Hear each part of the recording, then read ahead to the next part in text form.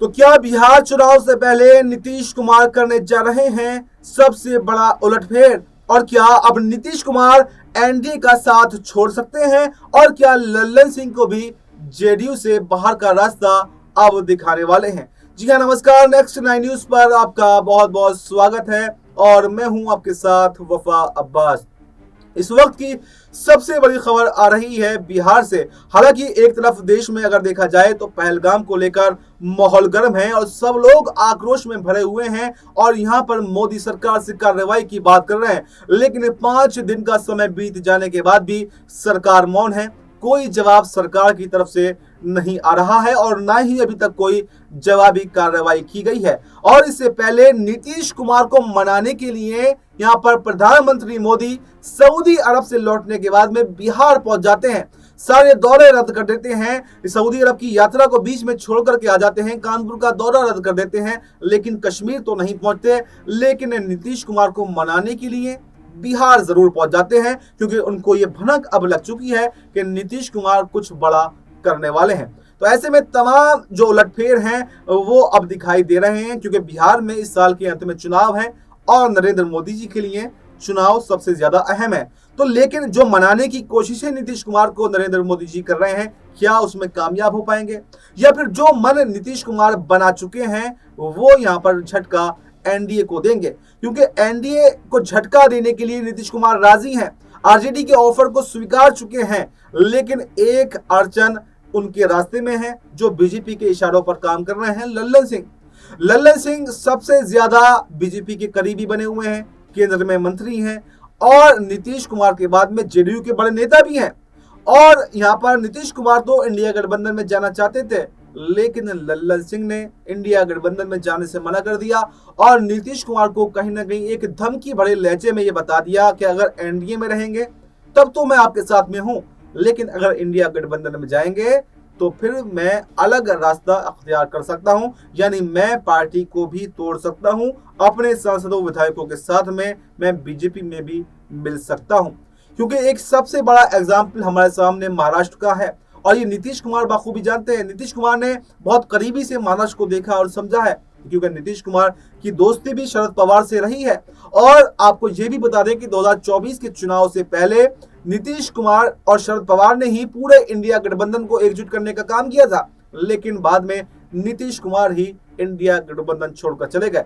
ऐसे में पूरी संभावनाएं ये बताई जा रही हैं कि बिहार के विधानसभा चुनाव से पहले नीतीश कुमार कुछ बड़ा तो जरूर करेंगे। हम बात कर रहे थे महाराष्ट्र की, क्यों महाराष्ट्र में एकनाथ शिंदे ने क्या किया? उद्धव ठाकरे की पार्टी को रातों रात तोड़ दिया। किसके इशारे पर? बीजेपी के इशारे पर। बीजेपी के इशारे पर शिंदे भी वैसे ही ठीक काम कर रहे थे जैसे लल्लन सिंह कर रहे हैं, यानी लल्लन सिंह भी उसी फिराक में बैठे हुए हैं कि आखिर कैसे यहाँ पर जेडीयू को तोड़ा जाए और उसके साथ में बीजेपी के साथ में मिलकर सरकार बनाई जाए। तो ऐसे में सवाल यह है कि अगर जेडीयू यानी नीतीश कुमार बीजेपी के साथ में रहते हैं तो पार्टी नहीं टूटेगी, क्योंकि फिर तो नीतीश कुमार के साथ में विश्वासघात नहीं होगा, फिर लल्लन सिंह को जो भाव है वो बीजेपी नहीं देगी।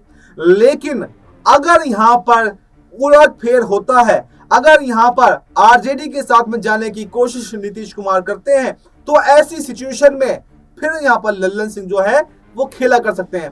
क्योंकि जब तक उद्धव ठाकरे यहां पर देवेंद्र फडणवीस के साथ में थे तो कुछ भी नहीं होता है, पूरी पार्टी एकजुट रहती है। लेकिन जैसे ही बीजेपी को धोखा देते हैं और वहां पर कांग्रेस के शरद पवार के साथ में जाकर सरकार बनाते हैं तो एकनाथ शिंदे खेल कर देते हैं। वैसा ही ऐसा कुछ खेल जो है वो बिहार में करने की कोशिश बीजेपी कर रही है, क्योंकि बीजेपी तो ये चाहती है कि बिहार के अंदर सीएम जो है वो बीजेपी का बने। और सबसे ज्यादा अगर सीएम बनने में रुकावटें किसी ने डाली हैं, किंग मेकर की भूमिका अगर कोई में रहा है तो वो नीतीश कुमार है। क्योंकि आप पिछले 20 सालों का इतिहास उठाकर देख सकते हैं, 20 सालों से लगातार सत्ता पर बने हुए हैं नीतीश कुमार, चाहे आरजेडी के सहयोग से बने हों या फिर बीजेपी के सहयोग से ही क्यों ना बने हों। लेकिन ऐसे में बीजेपी की मंशा यह है कि खुद का मुख्यमंत्री बने, और नीतीश कुमार के रहते तो ये संभव होने वाला नहीं है। तो ऐसे में लल्लन सिंह को यहाँ पर जो है तोड़ने की कोशिश की जा रही है, और लल्लन सिंह को एक बार तो जरूर मुख्यमंत्री बना दिया जाएगा, क्योंकि एकनाथ शिंदे को भी बनाया गया था। लेकिन क्या उसके बाद में भी उनको मुख्यमंत्री बनाया जाएगा, इस बात की कोई भी गारंटी नहीं है। तो ऐसे में सवाल ये उठ रहा है कि क्या नीतीश कुमार अब लल्लन सिंह की भी छुट्टी जेडीयू से कर देंगे? क्या लल्लन सिंह अब जेडीयू का हिस्सा नहीं रहेंगे? क्योंकि कहा यह जा रहा है, राजनीतिक जानकारों का कहना यहां तक है कि अगर जो नीतीश कुमार इंडिया गठबंधन में जाने की सोच रहे हैं वो लल्लन सिंह के रहते नहीं होने वाला है। और अगर लल्लन सिंह के रहते ये हो पाता तो नीतीश कुमार बहुत पहले ऐसा कर चुके होते, क्योंकि जैसे खुले मंचों से लालू यादव ने, तेजस्वी यादव ने ऑफर दिए तो नीतीश कुमार राजी थे, लेकिन लल्लन सिंह की वजह से ही वो नहीं गए। तो इसलिए अगर इंडिया गठबंधन में जाना होगा तो पहले लल्लन सिंह का कुछ ना कुछ इलाज करना होगा, यानी लल्लन सिंह को पार्टी से बेदखल करना होगा, तभी जेडीयू जो है वो सही सलामत एकजुट रह सकती है, वरना पार्टी दो खेमों में बट जाएगी। और नीतीश कुमार ये भी जानते हैं कि निशांत कुमार की एंट्री का विरोध सबसे ज्यादा बीजेपी ने किया, उसके बाद में सबसे ज्यादा विरोध यहां पर लल्लन सिंह ने किया, क्योंकि अगर निशांत कुमार की एंट्री जेडीयू में हो गई होती तो फिर निशांत कुमार ही पार्टी की कमान संभालते, जिससे लल्लन सिंह का कद पार्टी के अंदर घट जाता।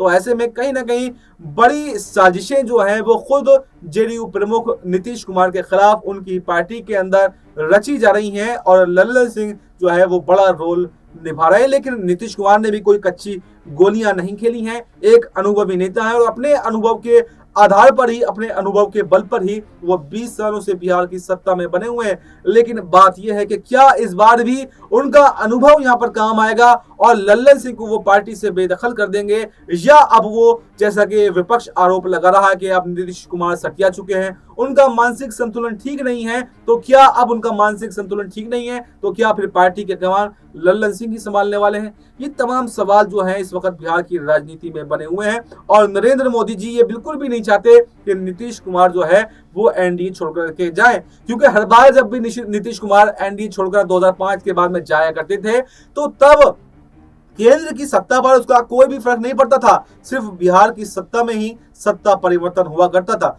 लेकिन इस बार न सिर्फ बिहार में सत्ता परिवर्तन होगा बल्कि केंद्र की सरकार भी मोदी और शाह की गिर सकती है। इसलिए हर संभव कोशिश यहां पर मोदी शाह की यह है कि नीतीश कुमार को किसी भी सूरत में मनाए रखें, क्योंकि अगर पार्टी में फूट भी पड़ती है, अगर कुछ सांसद विधायक लेकर भी नीतीश कुमार चले जाते हैं, भले ही नीतीश कुमार का नुकसान हो, लेकिन अगर उनकी पार्टी में फूट पड़ जाती है तो वो फिर बीजेपी को भी कभी बख्शेंगे नहीं और केंद्र सरकार को गिराकर ही दम लेंगे, क्योंकि नीतीश कुमार की दोस्ती भी यहाँ पर चंद्रबाबू नायडू से अच्छी है।